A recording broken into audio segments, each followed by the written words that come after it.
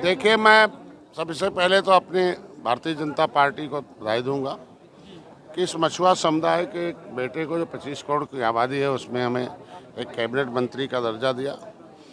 और जो मछुआ समुदाय कभी सपा, कभी बसपा, कभी कांग्रेस में पड़ा रहता था और उनको ठगा गया, आज ये समुदाय एक है। पहले इनके ऊपर पौआ का लेवी लगाकर इनका वोट लिया गया, झगुआ भर वोट को इनको पाँव में रखा गया। आज के दिन में कम से कम इन सारी पार्टियों ने इनके साथ उसी तरह का अन्याय किया जैसे अंग्रेज़ों ने अन्याय किया था। इनके साथ शोषण किया, इनको शिकार बनाया। आज पहली बार ये हिस्सेदार बन रहे हैं, चाहे राजनीति में हिस्सेदारी हो, चाहे आर्थिक हिस्सेदारी हो, चाहे सामाजिक हिस्सेदारी हो। आज के दिन में इनके सारे आर्थिक स्रोतों पर अंग्रेज़ों ने छीन लिया था कानून बनाकर, उसे मोदी जी वापस कर रहे हैं।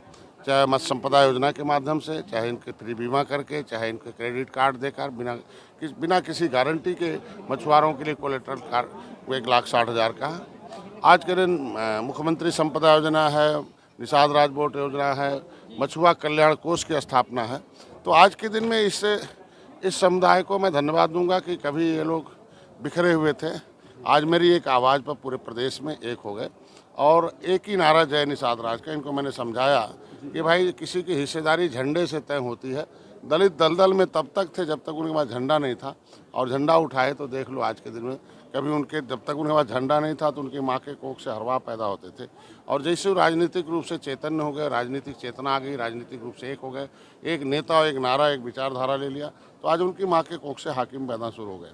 आज कभी ये मछुआ समुदाय निषाद राज गुरुराज महाराज के वंशज है। कभी त्रेता में भगवान राम के साथ उन्होंने गले लगाया था और निषाद राज ने अपनी सेना देकर पूरे रावण राज खत्म किया था। और वो गौरवशाली इतिहास अंग्रेज़ों से लड़ा, मुगलों से लड़ा, उजड़ा।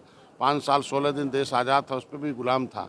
70 साल से हमने सबको दिया और सब ने हमें ठगा। आज के दिन में इन्हें बधाई दूंगा कि आरक्षण के नाम पर पिछली सरकारों ने इनके साथ बहुत अन्याय की। कांग्रेस ने फाइल गायब करी और इनके धोखे से इनको पिछड़ी जात में इनके पुकारू नामों को डाल दिया। ये मझवार, गौड़, तुरैया, खरवाल, बरार, खरोट, कोली, शिल्पकार, सभी नामों से अनुसूचित जात की सूची में सूचीबद्ध हैं।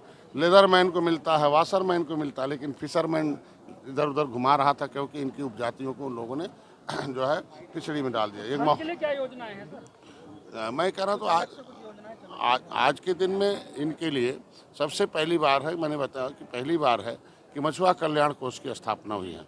और मछुआ कल्याण कोष की स्थापना इसीलिए हुई है कि शिक्षा से कोसों दूर है, ये विकास की मुख्यधारा से कोसों दूर है। आज पहले इनको जो मछुआ कल्याण कोष है, उससे सबसे पहला काम होगा कि इनके लिए आवासीय हम विद्यालय खोलेंगे, इनके बच्चों को पढ़ाएंगे, उनके जो मेधावी छात्र होंगे आगे बढ़ाएंगे, उनको कोचिंग कराकर, टीचिंग कराकर उन्हें भी IAS, PCS और DM कलेक्टर बनाकर उनको भी विकास की मुख्यधारा में लाने का काम किया जाएगा। अब देखिए, अभी तो शुरुआत है, अभी तो खाता खुला है। पहली बार 70 साल में पहले एक पैसा नहीं देता था इनके बिरादरी को, इनके लोगों की तरफ कोई चिंता नहीं करता था। आज कम से कम तमाम योजनाएं देकर, 60% सब्सिडी देकर, आज हम इस चाहे अनुदान देकर, ज्ञान देकर इन्हें आगे करने का काम किया जा रहा है। तो मंत्री जी, आजकल मदरसों का सर्वे चल रहा है और मदरसों के सर्वे को लेकर आपकी क्या राय है? देखिए, सर्वे होना चाहिए, बिना सर्वे को हम कुछ किसी को दे नहीं सकते हैं। हमारे पिछली सरकारों ने कितना भेदभाव किया, इतना भेदभाव किया है कि उस सभी जो जातियाँ उपेक्षित रही हैं वो एक होकर मोदी जी के साथ आ गए। आज मुसलमान के वहाँ सर्वे करने का मतलब ये रहा है कि सच्चर कमेटी का रिपोर्ट कहता है मुसलमान सबसे अधिक गरीब हैं। तो आखिर गरीब कौन बनाया? आखिर इन लोगों ने राजनीति कर रहे थे 70 साल से, तो आखिर इनका वोट लिया, इनके परसेंटेज के हिसाब से गरीबी क्यों? आज गरीब बना दिए गए। मोदी जी अनाज दे रहे हैं, आयुष्मान कार्ड से इनका इलाज कर रहे हैं, मकान बना रहे हैं। तो कब तक ये होगा? सर्वे करके इनको भी धर्म के साथ साथ इनके एकेडमिक शिक्षा चाहिए, इनके भी बच्चे IAS, PCS बने, इनके बच्चे भी विकास की मुख्य धारा में जोड़ लें। अब खाली उनके दिमाग में खाली उन्माद पैदा किया जाए, ऐसा नहीं हो सकता है। अब भारतीय जनता पार्टी और निषाद पार्टी अपना था, NDA का सोच है कि जो भी इस भारत का नागरिक है वो सबको समान अधिकार है और सबके लोग मिलना चाहिए। उनके भी बच्चों को पढ़ने लिखने का, उनको भी एकेडमिक शिक्षा मिले। सारे नेता अपने बच्चों को कॉन्वेंट में पढ़ाएंगे और गांव के गरीबों के बच्चों को खाली धर्म पढ़ाएंगे, ऐसा नहीं है। उनको भी विज्ञान पढ़ने का अधिकार है, उन्हें भी समाज पढ़ने का, उन्होंने भारतीय संस्कृति को पढ़ने का अधिकार है, उन्हें भी राष्ट्रवाद को पढ़ने का अधिकार है।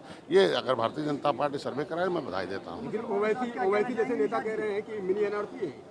अब देखिए, अब वो वैसी को पूछे कि अपने कहाँ पढ़े थे, उनसे पूछे कि वो किस तरीके से पढ़ के वहाँ आए, उनके बच्चे कहाँ पढ़ते हैं। खाली भाषण दें, ओवैसी को जीरो कर दिया, मुसलमान पसंद करना बंद कर दिया उत्तर प्रदेश में भी, और आप देख लीजिए बिहार। तो जिसको जनता ने स्वीकार कर दिया, उनकी बातों का कोई मतलब नहीं। मुसलमानों को क्या करना चाहिए इस बारे में? मुसलमान को चाहिए कि इस भारतीय संस्कृति की स्थापना में साथ दें। जो विघटनकारी ताकतों ने कई सौ वर्षों से, मुगलों ने, अंग्रेजों ने उसे भारतीय संस्कृति को नष्ट किया था, उसे मिलकर इस राष्ट्र का निर्माण करें, इस भारतीय संस्कृति को पुनः स्थापित करें, और अब जिस धर्म में आस्था वहाँ पड़े रहें, लेकिन अपने बच्चों को और सभी जो आने वाली पीढ़ियों के बेहतर भविष्य के लिए सरकार के साथ मिलके उनके बच्चों का भविष्य बनाने का काम। घटना पर लगातार विपक्ष सवाल उठा रहा है, क्या कहना है इसमें?